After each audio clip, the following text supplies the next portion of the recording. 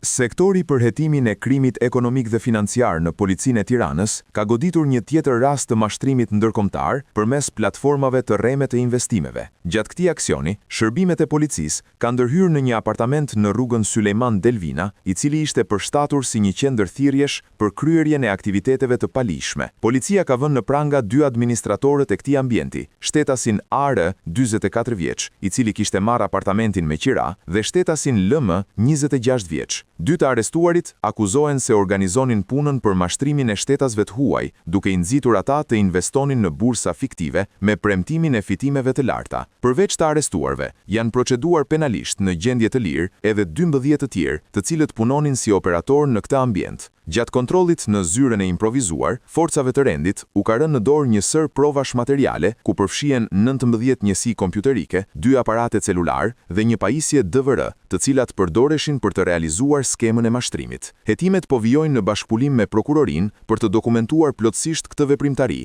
dhe për të zbuluar shtrirjen e plot të dëmit financiar.